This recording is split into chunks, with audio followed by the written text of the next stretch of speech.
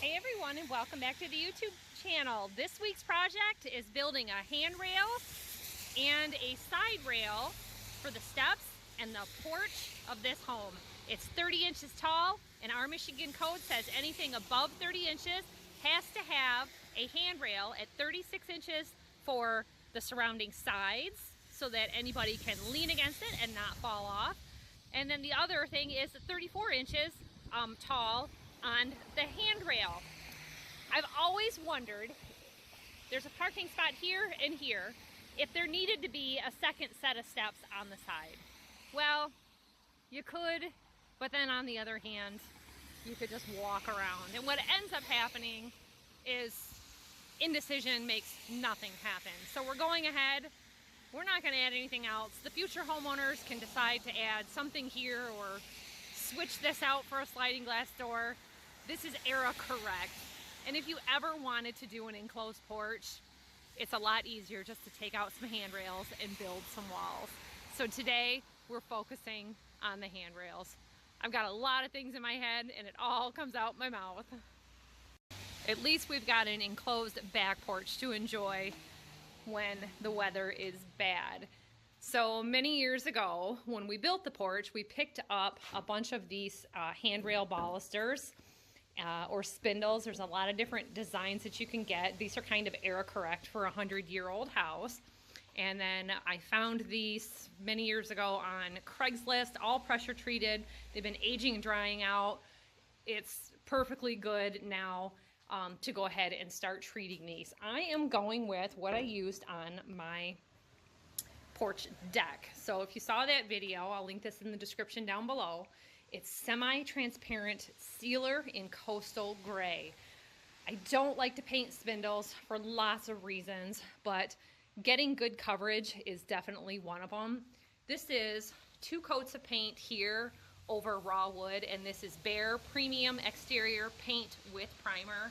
And I don't know how well you can see all that, but no matter how much I shake it and stir it, I always see some coating underneath. And too many layers of paint, for one, isn't going to dry.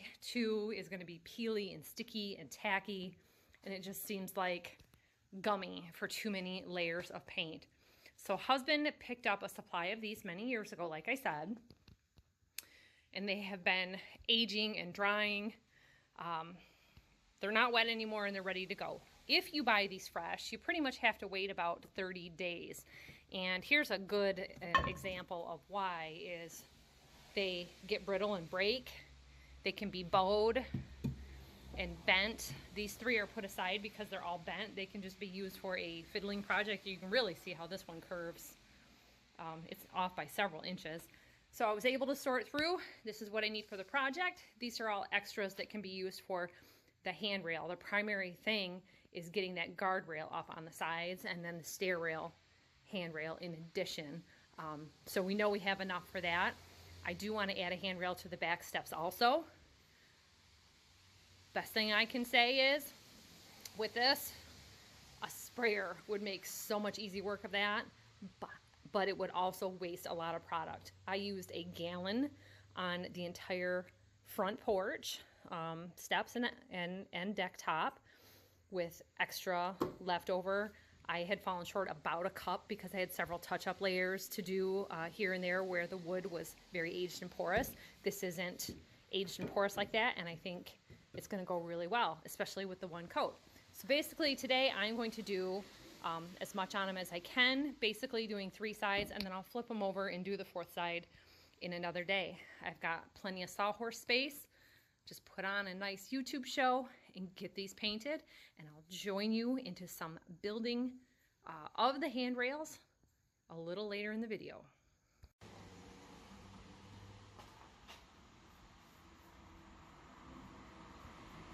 So when I was making my porch video, I figured I'd have probably about 40 to 50 spindles that I would have to be painting. If I calculated correctly, these have to be 4 inches, or to prevent a 4-inch cylinder like a pop can from going between them. So I just factored in 4 inches figuring it's probably going to be about 5 inches apart, I need to treat or cover a total of 72 spindles for my project, not including what I need for the handrail. That's why I have my surplus back there. And the fact that this is one coat really does make a great difference.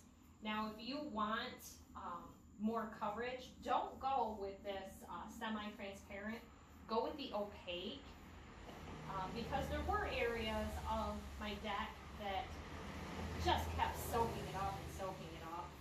This, because it's semi-transparent, shows some of the wood grain through it, but it does come off as finished, not just boards. And it doesn't just look like aged wood, because it is a very nice finish. Let me show you up close here. And I don't know if you noticed that just now. This little cup that I use has a magnet right here, and it sticks to the metal part or the ferrule of your paintbrush so that it doesn't rest down in it. So here is that part, and there's the unfinished. And like I said, this is quite old. It's not really green like some of them are when you get them from the store and treated.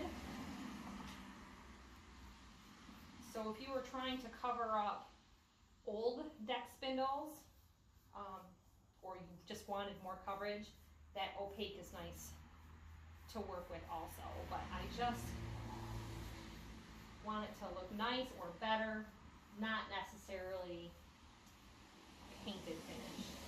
And I don't want it too transparent that you can see a lot of the grain. So before it's dry, I go back over the others that I've already done, because once it is dried, it's not going to accept anymore. It's just going to beat up on it because it's sealing. It's drying and repelling anything additional.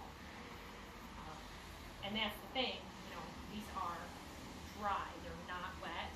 If you try to do this to any spindles that were newly bought, that are fresh from the manufacturer, a lot of lumber, like if I go to, say, Menards, a lot of the stuff there's really green and wet.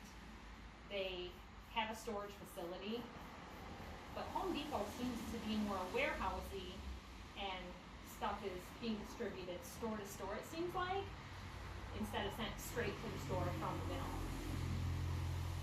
So all of these have now got an additional coat, and from my experience of doing the deck, in about 2 hours this feels pretty dry.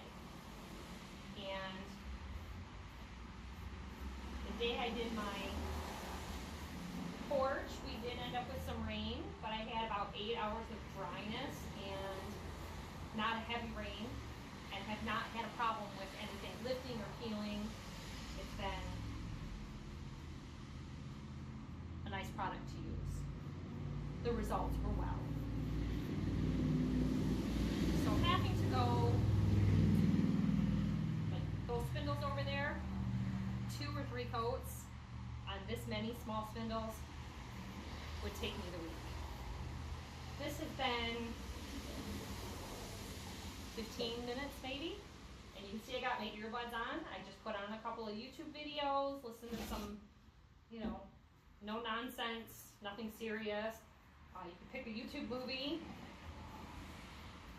and just enjoy yourself.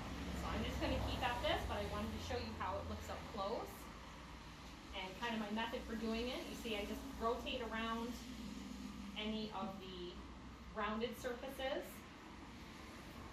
That's where it's been turned on a lathe.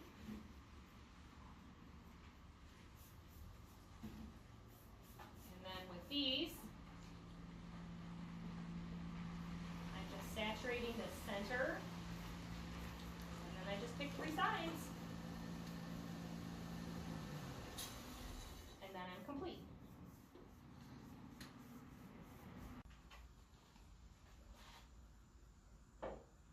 I did want to mention, very important on anything that you're doing, besides pulling out the staples on the end so that you get a nice flush sitting or even plumb and level finished product is to make sure you seal your ends.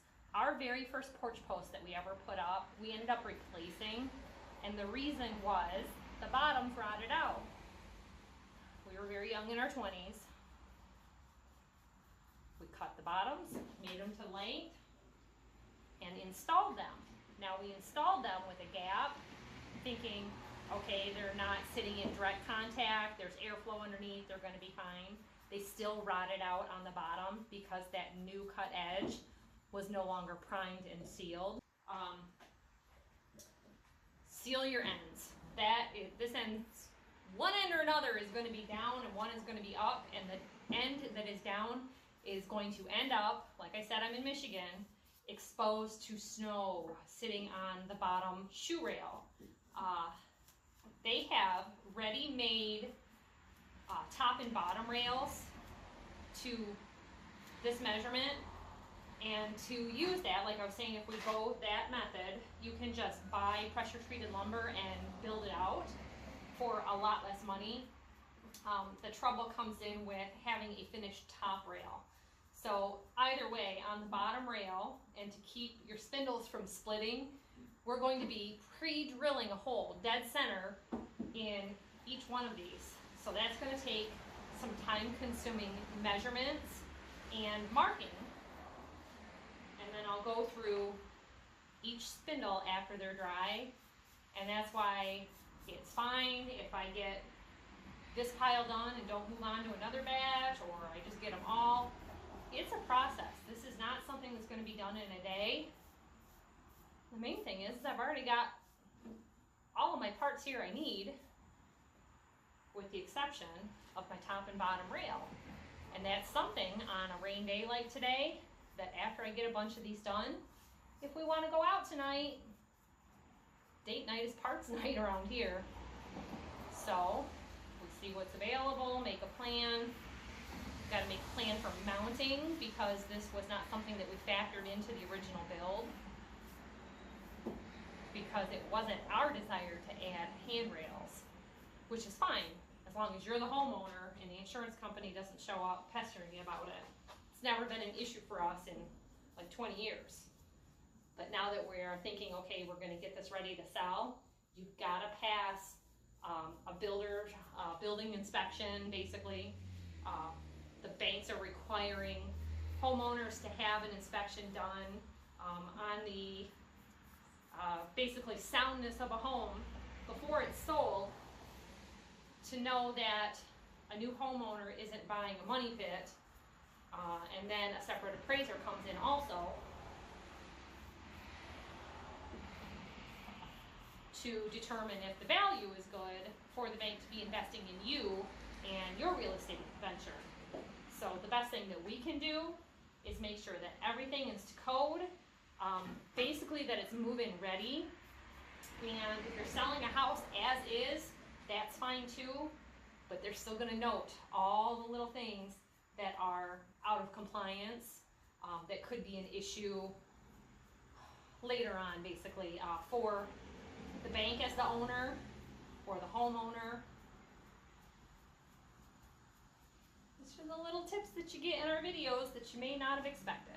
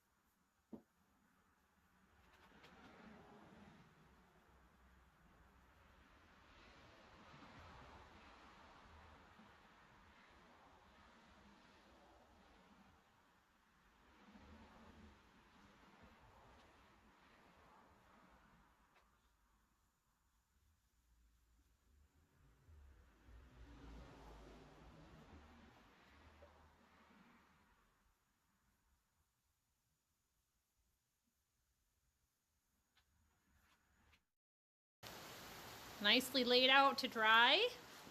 And as I worked, I just kept turning to reapply on the bottom side, and I'll get these bottom flat edges probably tomorrow.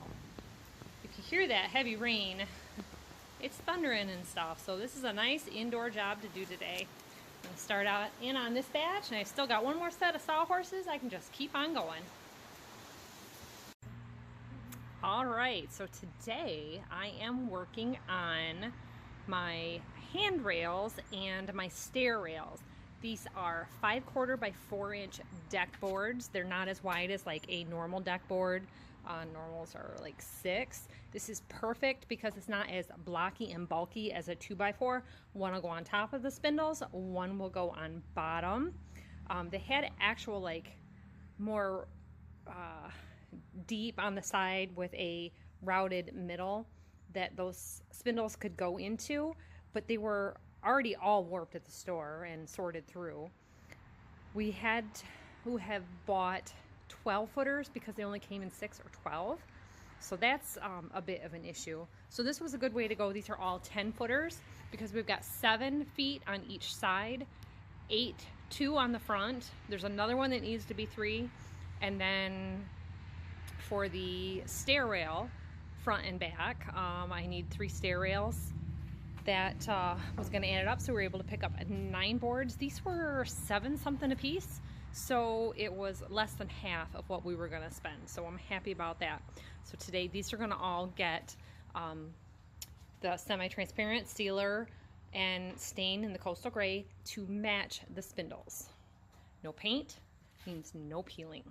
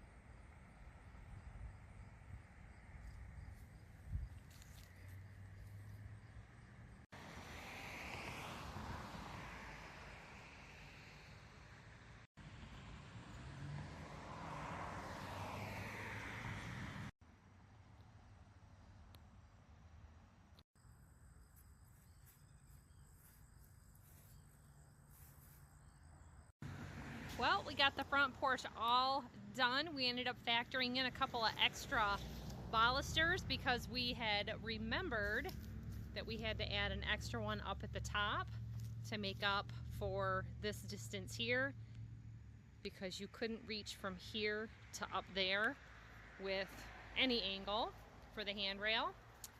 Had to pick up about 7 more spindles. We'll do some touch-up paint, and it is all done. What an improvement it made. Even the furniture on the porch got a fresh coat of Rust-Oleum St. Tropez paint because my old paint was no longer available. So that's nice and vibrant, and we're gonna sit out here and enjoy a nice cup of coffee and just watch the cars go by. Thanks for watching, everybody, and we'll see you next time. Bye-bye.